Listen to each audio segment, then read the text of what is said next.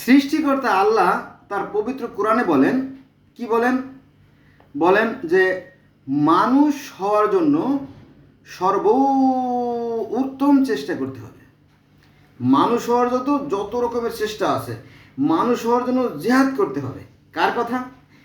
আল্লাহর কথা, কোরআনের কথা, নবী মুহাম্মদ সাল্লাল্লাহু আলাইহি ওয়াসাল্লামের কথা। কোথায় পাইছেন এ সমস্ত গাঁজাখড়ি কথা? তাই না? মানে আমি বললে গাঁজাখড়ি হবে সেটা আমি আবার মানি করি না যে কোরআনে গাঁজাখড়ি কথা আছে, তা না। এটা কোরআনের কথা। কোথায় পাইছেন এটা বলেন?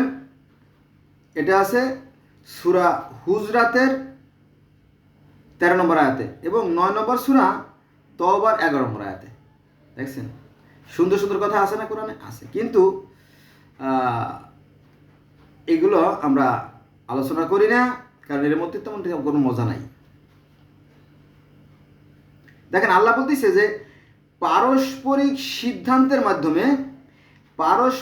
সিদ্ধান্তের মাধ্যমে পরামর্শ গ্রহণ করতে হবে। কার কথা? কোরআনের কথা। এটা আছে আপনার 42 নম্বর সূরা শুআরার 13 নম্বর আয়াতে।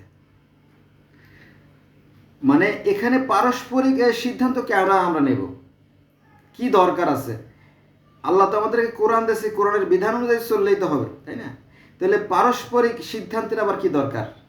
আরে বাবা, এই আয়াতের মধ্যে অনেক অনেক রহস্য লুকায় আছে।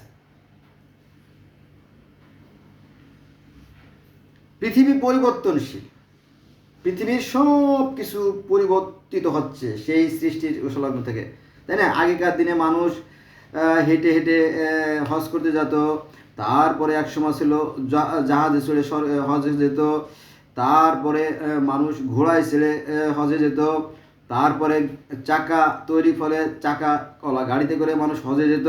হ্যাঁ, এই কিছুদিন আগে, এই 300-400 বছর আগে বিমান আবিষ্কার হয়েছে, তাই না? পরিবর্তন হয়েছে না? পরিবর্তন হয়েছে। তো ঠিক এগুলো কি কোনো বিজ্ঞানী এই পরিবর্তন করছেন? না, সৃষ্টিকর্তাই করাইছে। এটা ভালো করে খেয়াল করবেন, বিষয়টা সিরিয়াস।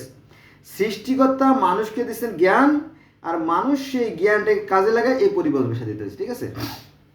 তাহলে আমরা পারস্পরিক সিদ্ধান্তের মাধ্যমে পরামর্শ গ্রহণ করব। এখানে আমরা সব শ্রেণীর লোককেই আমরা অংশগ্রহণ করাবো, কারণ কার ভিতরে কি আছে বলা তো যায় না। নবী মুহাম্মদ সাল্লাল্লাহু আলাইহি ওয়াসাল্লাম কি উম্মি ছিলেন, নিরক্ষর ছিলেন, মূর্খ ছিলেন, তাই না? তার মধ্য থেকে যে বিশ্বের সর্বশ্রেষ্ঠ কিতাব কোরআন বের হতে পারে, তাই না? তাহলে মূর্খেরই তো জয় জয়কার, তাই না? তাহলে আমরা মূর্খ লোকদেরকে আগে ডাকবো, খেয়াল থাকবে। তাহলে আমরা কি করব? পারস্পরিক সিদ্ধান্তের মাধ্যমে যে কোনো পরামর্শ গ্রহণ করব। এটা আমার আল্লাহর নির্দেশ, সৃষ্টিকর্তার নির্দেশ। এটা আছে 42 নম্বর সূরা শুআরার 13 নম্বর আয়াতে। ওকে।